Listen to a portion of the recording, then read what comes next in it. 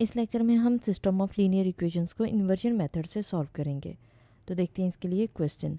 हमें कहा गया कि मैट्रिक्स को सॉल्व करें। ये एक मैट्रिक्स हमें दिया गया है, यानी इक्वेशंस दी गई हैं, हम इसको मैट्रिक्स की फॉर्म में सॉल्व करेंगे। देखते हैं इसका सोल्यूशन में सबसे पहले हमने सिस्टम ऑफ लीनियर इक्वेशंस लिखा। अब यहाँ पे देखें कि इन दोनों इक्वेशंस में एक्स वाई जेड तीनों वैल्यूज़ आ रही थी, इसमें एक्स की वैल्यू नहीं आ रही थी। हम इसको 0x लिख सकते हैं, क्योंकि 0 से x मल्टीप्लाई होगा तो आंसर 0 हो जाएगा, और 0 ऐड होगा तो कोई फ़र्क नहीं पड़ेगा, वही y माइनस जेड आएगा। तो इसलिए हम इसको 0x लिख देंगे। अब हमारे पास ये तीनों वेरिएबल्स आ गए हैं, तो हम इसको मैट्रिक्स फॉर्म में लिख सकते हैं। हमने इसको मैट्रिक्स फॉर्म में लिख लिया। इसके कोफिशिएंट लिखेंगे। इसका कोफिशिएंट 1 है, इसका -2 है, इसका कुछ कोफिशिएंट नहीं है तो 1 होगा। और इसके बाद हमने इसके वेरिएबल्स का मैट्रिक्स लिख दिया, और इक्वल में हमने जो भी इधर वैल्यूज़ आ रही हैं उसका भी मैट्रिक्स लिख दिया। अब हम इनको नाम दे देते हैं। हमने इस मैट्रिक्स को नाम दे दिया ए का, और वेरिएबल के मैट्रिक्स को हमने नाम दे दिया एक्स का, और इस मैट्रिक्स को हमने नाम दे दिया बी का। तो ये हमारे पास इक्वेशन बन गई A X is equal to B. अब यहाँ पे ए हमारे पास क्या है, ये है, एक्स ये है, और बी ये है। तो यहाँ पे क्या होगा कि ए एक्स के साथ, क्योंकि हमने एक्स से अकेला करना है, ए आ रहा है, तो ए दूसरी साइड पे क्या हो जाएगा, ए इन्वर्स हो जाएगा। जब भी दूसरी साइड पे जाता है तो इन्वर्स हो जाता है। तो हमने लिख दिया ए इन्वर्स बी, और इसे इक्वेशन 1 का नाम दे देंगे। अब हमें ए इन्वर्स की वैल्यू चाहिए, तो इसके लिए हमें दो चीज़ों की ज़रूरत है, ए डिटर्मिनेंट और ए एडजॉइंट। तो हम ए डिटर्मिनेंट ले लेते हैं। डिटर्मिनेंट में हम रो 1 को एक्सपेंड करते हैं, और रो 1 को हम कैसे एक्सपेंड करेंगे, हम सबसे पहले फर्स्ट नंबर पिक करेंगे, फर्स्ट एंट्री पिक करेंगे। अब ये जिस रो में और जिस कॉलम में आ रही है उसको छोड़ देंगे, बाकी का डिटर्मिनेंट ले लेंगे, यानी इसको इससे मल्टीप्लाई, इसको इससे। तो मल्टीप्लाई करने के बाद हमारे पास ये आंसर आएगा।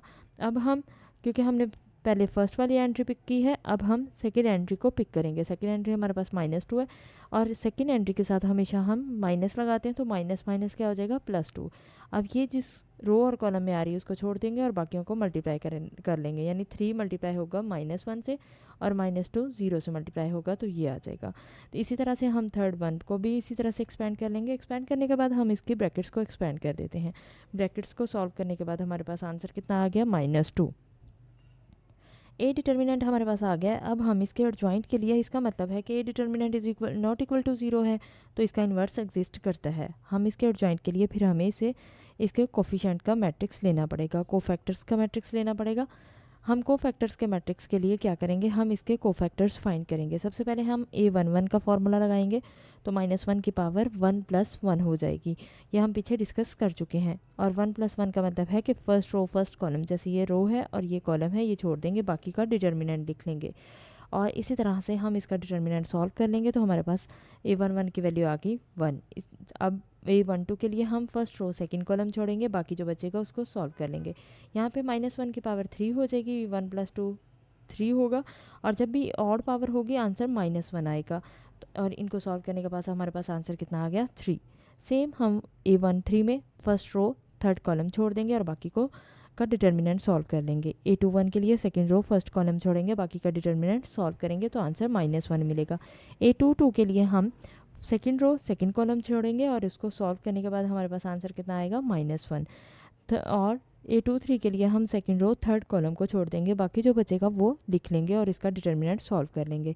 a31 के लिए हम थर्ड रो फर्स्ट कॉलम को छोड़ देंगे और बाकी का डिटर्मिनेंट सॉल्व करके हमारे पास आंसर a31 का कितना आएगा, 3। a32 के लिए हम थर्ड रो सेकंड कॉलम को छोड़ेंगे, और a33 के लिए हम थर्ड रो थर्ड कॉलम को छोड़ देंगे, बाकी जो भी बचेगा उसका डिटर्मिनेंट सॉल्व कर लेंगे, और इसका आंसर हमारे पास आ गया 7। हमारे पास इसके कोफैक्टर्स का मैट्रिक्स आ गया है। हमने कोफैक्टर्स का मैट्रिक्स का ट्रांसपोज लेना है एडजॉइंट के लिए, तो हम इसका ट्रांसपोज ले लेते हैं। ट्रांसपोज क्या होता है, हम फर्स्ट रो को फर्स्ट कॉलम बना देते हैं, और सेकेंड रो को सेकेंड कॉलम, थर्ड रो को थर्ड कॉलम। तो ये हमारे पास ट्रांसपोज लेने का तरीका है। हमने ट्रांसपोज ले लिया। इसका ट्रांसपोज लेने के बाद हमें ए इन्वर्स का फॉर्मूला पता है, हम इसमें इसकी वैल्यू लगा देंगे। ए डिटर्मिनेंट हमारे पास कितना आया था, -2, हमने वो लिख दिया, और जॉइंट ए हमारे पास आ गया, हमने इसकी वैल्यू, ये वाली वैल्यू यहाँ पे लगा दी।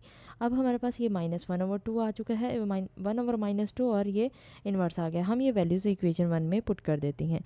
तो इक्वेशन 1 में हमारे पास ये इन्वर्स था पहले, तो हमने ए इन्वर्स लिख दी, उसकी वैल्यू लिख दी, और ये बी की वैल्यू आ गई। अब ये दो मैट्रिक्स आ गया है, इनको सॉल्व कर लेते हैं, इनको मल्टीप्लाई कर देते हैं। फर्स्ट रो फर्स्ट कॉलम से मल्टीप्लाई होगी, यहाँ पे ए की कॉलम है तो हर रो इससे मल्टीप्लाई हो जाएगी। 1 को हम -1 से मल्टीप्लाई करेंगे,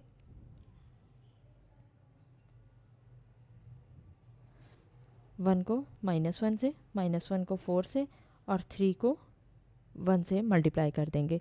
यानी फर्स्ट रो फर्स्ट से, फर्स्ट एंट्री फर्स्ट से, सेकंड एंट्री सेकंड से और थर्ड एंट्री थर्ड से। सेम इसी तरह से हम रो 2 को भी इसी तरह से मल्टीप्लाई कर देंगे, रो 3 से को भी मल्टीप्लाई कर देंगे। मल्टीप्लाई करने के बाद हमने इसको सॉल्व किया तो हमारे पास आंसर कितना आ गया, -2 और 0। बाहर था -1/2, ये अंदर मल्टीप्लाई हो जाएगा तो क्या बचेगा हमारे पास 1 1 और 0।